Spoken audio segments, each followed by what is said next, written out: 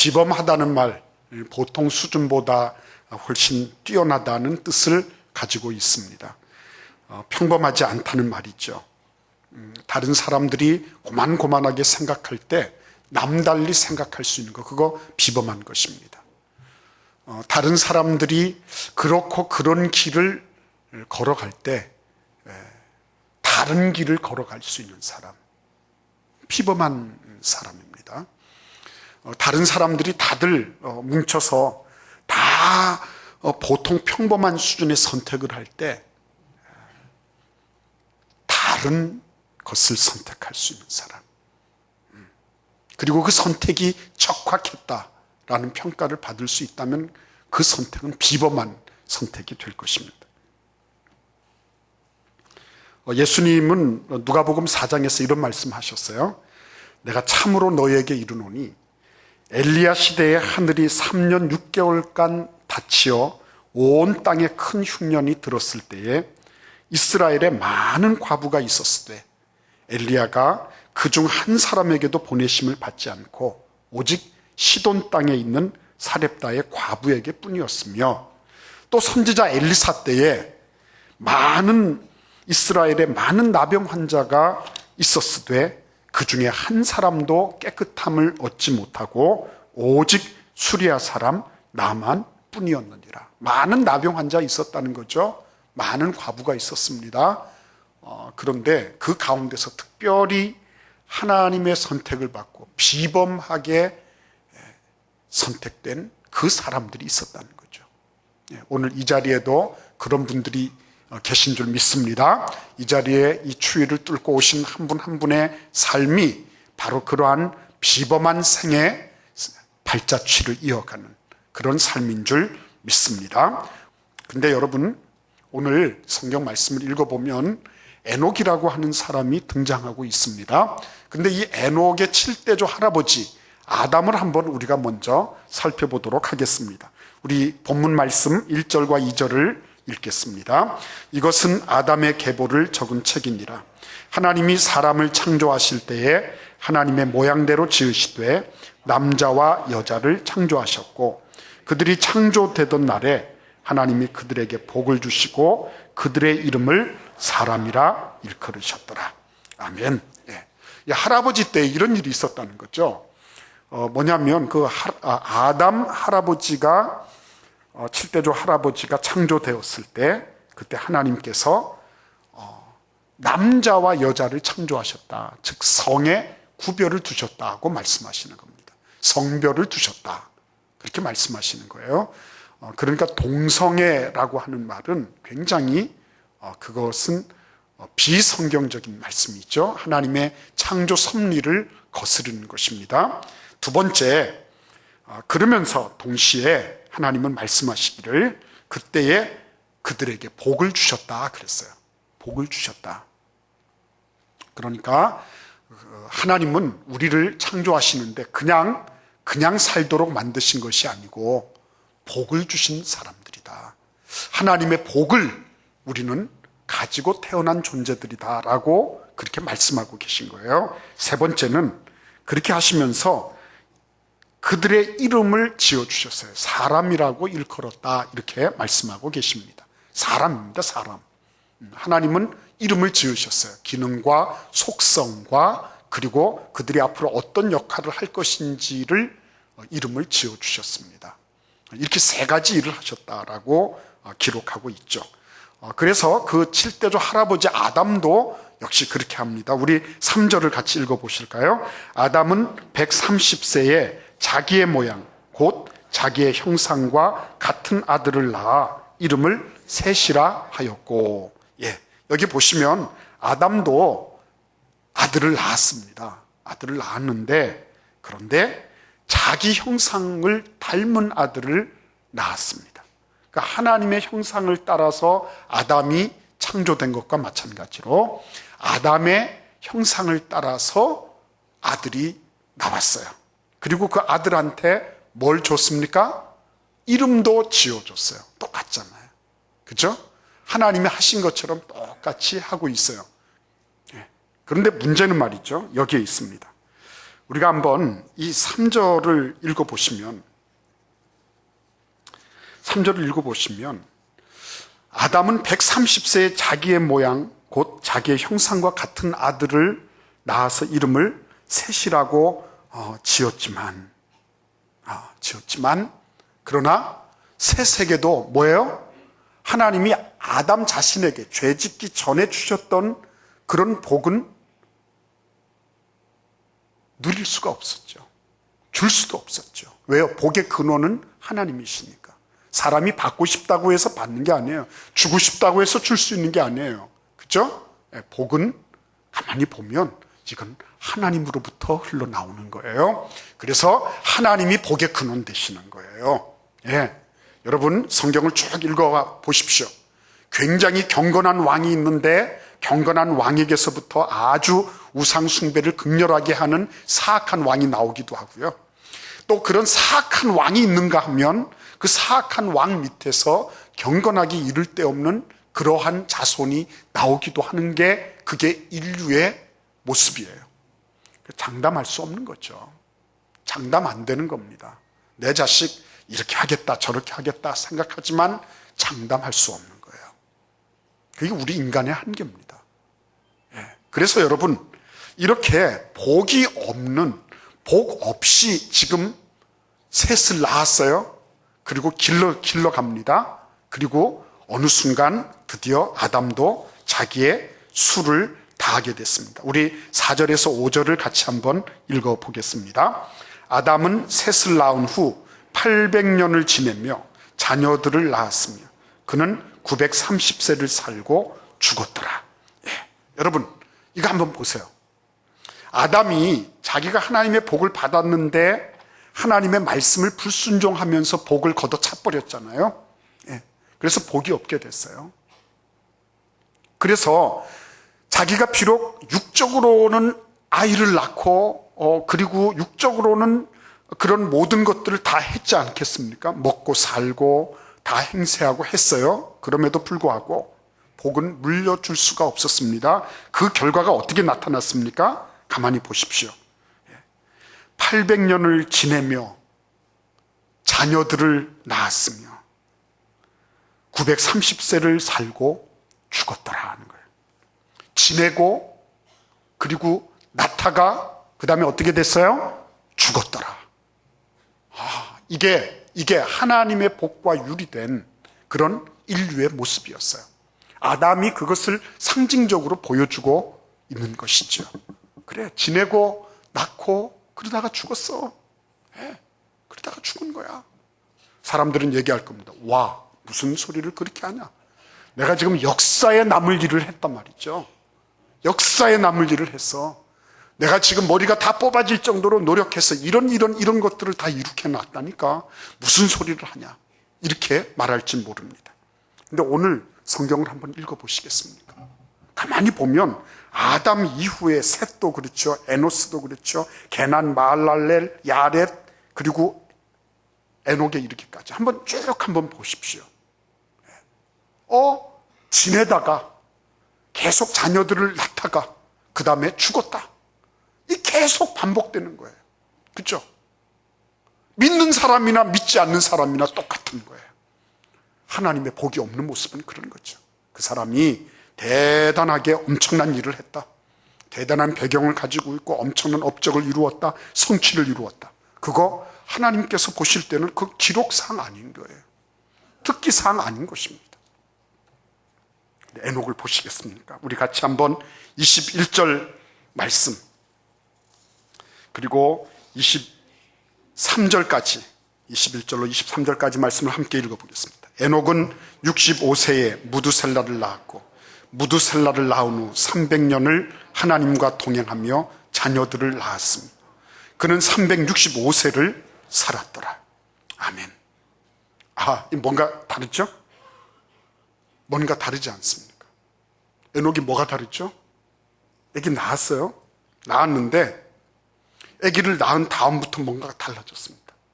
그 이후 아기를 낳기 전과 이후가 달라진 거죠. 뭐가 달라졌습니까? 아기를 낳았으면 그 다음에 몇 년을 지내며 자녀들을 낳았다라고 계속 반복되고 있는, 후렴구처럼 반복되는 그런 가사가 나와야 되는데 지금은 뭐가 나오고 있죠? 하나님과 동행하였으며 라는 이 특기할 만한 사항이 등장하고 있는 것입니다. 어떻게 해서 이것이 가능해졌을까요, 여러분? 왜 에녹은 다른 사람들이 다 걸어갔던 길에서 남다른 길을 걸어갈 수 있었을까 하는 거죠. 우리가 지금부터 그것을 살펴보도록 하겠습니다. 맨 먼저 에녹은 남다른 시각을 지녔던 것이 틀림이 없습니다. 왜 그랬을까요? 65세 지낼 때까지 그는 자기 할아버지, 7대조 할아버지로부터 쭉 이어온 가계의 내력을 살펴봤을 거예요. 그리고 생각했을 것입니다. 왜 우리는 날마다 지내고 낳다가 죽을 수밖에 없었을까? 그 하나님께서 우리 할아버지, 7대조 할아버지 이전에 주셨던 복은 과연 무엇이었을까? 그렇죠? 내가 진짜 이렇게 날마다 지내다가 낳고 그리고 죽었습니다. 네. 하는 그러한 삶을 살아가는 것에서 이제는 나는 좀 뭔가 의미 있는 삶을 살아갈 수 있는 길은 없을까? 그런 걸 생각해 보지 않았을까요? 그렇죠? 저는 그렇다고 분명히 믿어요. 왜냐하면 에녹이 65세 될 때까지 그 아들을 낳기 전과 후가 그렇게 확연하게 달라졌는데 그때에 틀림없이 하나님께서 자신에게 주신 그런 삶, 나도 앞으로 저렇게 900 몇십 년을 살면서 계속 자녀들을 낳다가 그러다가 죽게 될까? 네? 이런 고민을 안 해봤을까요? 틀림없이 해봤을 것이라고 생각합니다. 그런데 중요한 거는 이런 거죠. 왜 그러면 다른 사람들이 다 같이 누리는 복인데 그런데 에녹만은 하나님과 동행하는 쪽을 택했을까 하는 거예요. 창세기 32장 26절 말씀을 우리 같이 한번 읽어보겠습니다. 그가 이르되 날이 새려하니 나로 가게 하라. 야곱이 이르되 당신이 내게 축복하지 아니하면 가게 하지 아니하겠나이다. 여러분, 여기 이 말씀은 야복강가에서 야곱이 천사하고 씨름하다가 그러다가 지금 하는 말이에요. 그 전에 뭘 했죠? 그 전에 20년 동안 받다말한 자기 외삼촌 집에서 열심히 노력했습니다. 그래서 많은 거부를 이루었다고 했어요. 그리고 와이프도, 아내도 4씩이나 거느리고 욕심 많은 사람이에요. 자녀들도 13을 낳았습니다. 이룰 거 다 이루었어요. 그죠? 남부러울 게 없는 것입니다. 그런데 그 전에는 뭐 했어요? 밧담 아람 그 외삼촌 집에 오기 전에 뭐 했죠? 자기 형 에서하고 같이 살다가 에서를 속여서 장자의 축복권을 탈취했죠. 사기를 쳐서. 그래서 거짓말 쳐가지고 이 장자의 축복을 이 동생 야곱이 받아서 가지고 온 거죠. 에서가 그 축복권을 잃은 것 때문에 계속 호시탐탐 야곱에게 안갚음할 것을 알고 그리고는 밧단 아람으로 도주했고요. 거기에서 20년을 살면서 외삼촌보다 더 큰 부를 이루니까 외삼촌의 질시와 그 조카들의 질시를 견딜 수가 없었어요. 그래서 마침내는 어떻게 됩니까? 마침내는 사촌들의 질시를 이기지 못하고 지금 다시 고향으로 돌아오는 길이에요. 그런데 고향으로 돌아오면서 형님이 400명 자객을 이끌고 자기를 처단하려고 온다는 소식을 딱 듣고 그 다음엔 어떻게 합니까? 야곱이 꾀를 내죠. 그래서 한 때, 두 때, 세 때 자기의 재산을 가지고서요 가서 절하고 이거는 당신의 종 야곱이 당신에게 드리는 선물입니다. 소위 말하는 뇌물을 먹이는 거죠. 1차, 2차, 3차 다 했는데 어떻게 돼요? 에서는 그런 거 거들떠보지도 않는 거죠. 그렇죠? 야곱은 그렇게 생각했어요. 지금까지 내가 20년 동안 수고한 이 엄청난 부, 일반적인 은총으로 말미암아 얻은 이 엄청난 부가 자기의 생명을 보장해주고 자신의 앞날을 열어줄 것이라고 생각했는데 고작 에서가 데리고 오는, 형님이 데리고 오는 400명 가지고 그거 아무것도 아니네요. 보니까 아무것도 아니에요. 그것이 나를 지켜줄 줄 알았는데 그것이 내 행복을 지켜주고 그것이 나의 앞날을 보장해주고 우리 집안의 미래를 열어줄 것처럼 생각했는데 400명 딱 데리고 오니까 아무것도 아니네요. 그래서 그때 딱 무너진 겁니다. 나에게 필요한 건 믿는 사람 믿지 않는 사람 다 받아 누리는 그런 복이 아니라 하나님의 복이 필요하구나. 영원한 복이 필요하구나. 쇠하지 아니하고 심해지지 아니하고 그리고 썩지 아니할 복이 필요하구나. 하나님 나에게 이 복 주세요. 이렇게 된 거예요. 그래서 천사가 내가 가려고 하는데 자꾸만 왜 들어붙냐.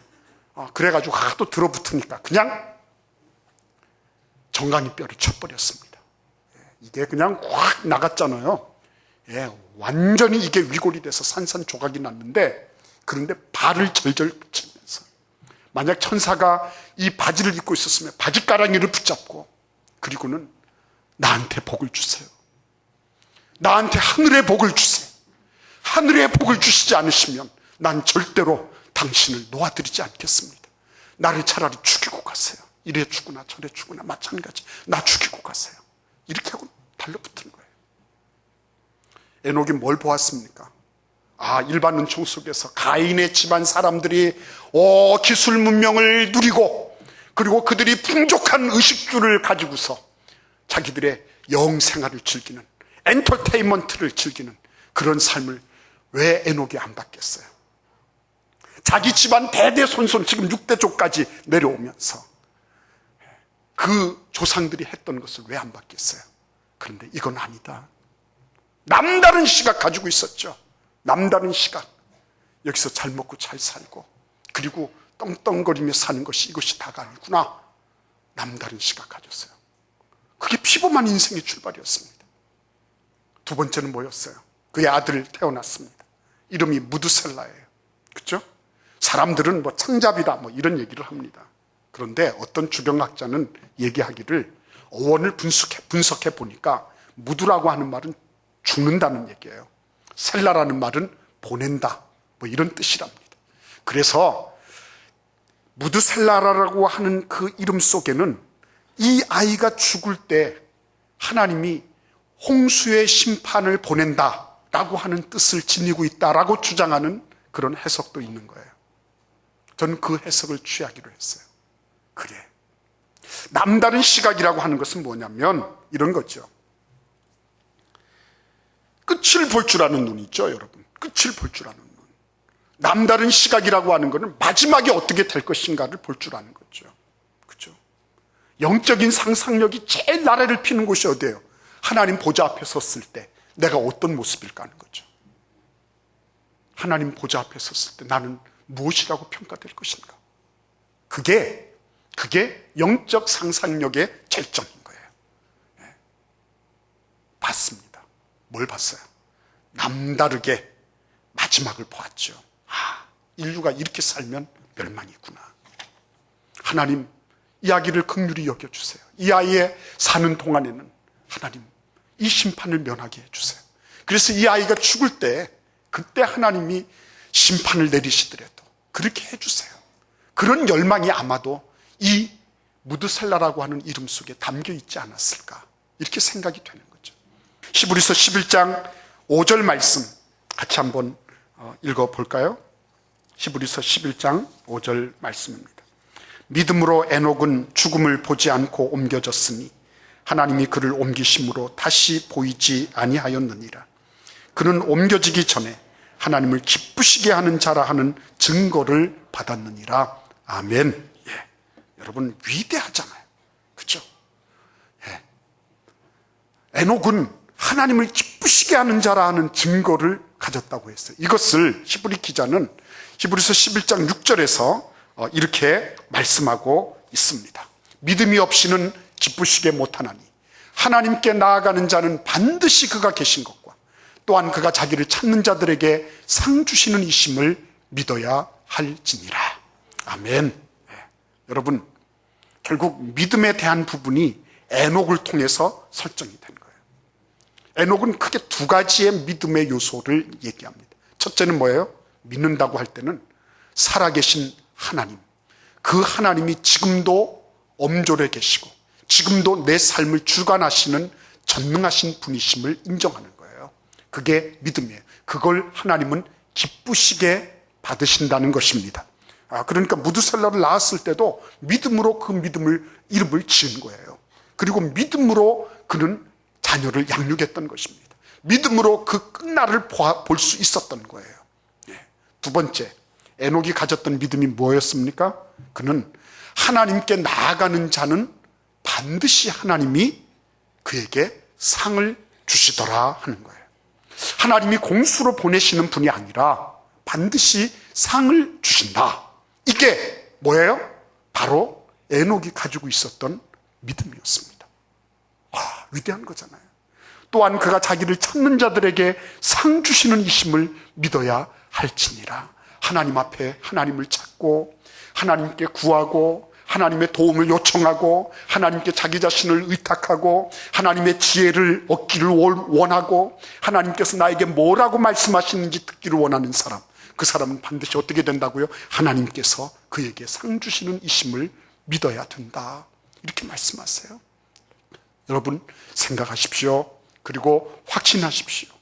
내가 주님 앞에 드리는 그 적은 것이라 할지라도 믿음으로 드리는 것, 우리 하나님께서 기억하신다. 믿음으로 하나님 앞에 행동하는 것, 그거 기억하신다. 그래서 제일 어리석은 사람이 누군지 알아요? 일반적인 은총을 위해서 특별한 주님의 은총을 저버리는 사람. 제일 어리석은 사람이에요. 제일 바보 같은 사람이에요. 제일 바보 같은 사람. 믿거나 믿지 않거나 다 같이 주는 거, 다 같이 얻는 거. 그것 때문에 하나님이 주시는 풍성한 것들을, 하나님께서 주시는 그 영원한 것을 저버린다. 그것처럼 바보가 어디 있을까요? 그렇죠? 하나님께서 우리를 특별히 불러주셔서 그러한 것들을 분별할 수 있는 은혜를 주신 것을 감사하시기를 바랍니다. 하나님이 우리를 불러주셔서요, 진짜 이런 일반적인 은총 속에 거하고 있는 날짐승도 다 하나님이 복을 주시면서 번성케 하라, 땅에 충만해라, 그렇게 됐잖아요. 여섯째 날, 그 다섯째 날 있었던 일인데 여섯째 날도 하나님이 그렇게 말씀하셨어요. 그죠? 그런데 거기에다가 하나님이 다스리고 정복하라 그러셨죠. 죄도 다스려야 되는 것이고 다 다스려야 되는 거죠. 근데 그거 싹 빼먹었죠. 그리고는 마침내는 어떻게 됐죠? 죄를 범하고 말았습니다. 문제는 어디에 있는 겁니까? 하나님께서 주신 이 복을 회복하는 길, 하나님이 주신 이 놀라운 비범한 생을 살아가는 길, 그것은 내가 주님과의 접촉에서, 하나님과의 만남 속에서, 주님과의 교제 속에서 내가 그 말씀대로 살아가는 거죠. 그 말씀대로 순종해 보는 거죠. 그렇게 했을 때 하나님이 어떻게 하시는 거예요? 그 삶을 비범한 인생으로 높여주시고요, 그런 삶을 통하여 하나님은 영광을 거두시는 것입니다. 그러한 은혜가 우리 모두에게 있기를 간절히 기원합니다. 그래서 나중에는 어떻게 됐죠? 에녹은 마지막이 달랐어요. 마지막이 달랐습니다. 에녹의 생은요, 그가 65년을 살고 무드셀라를 낳으면서 300년 동안 하나님과 동행하는 가운데서 그의 생은 마지막이 남달랐어요. 비범한 시각을 가졌습니다. 비범한 믿음을 가졌습니다. 그 결과 비범한 결말을 가져오게 되었습니다. 주님께서 우리에게 올 한 해 동안 이러한 은혜 주시기를 간절히 기원합니다. 주실 줄 믿습니다.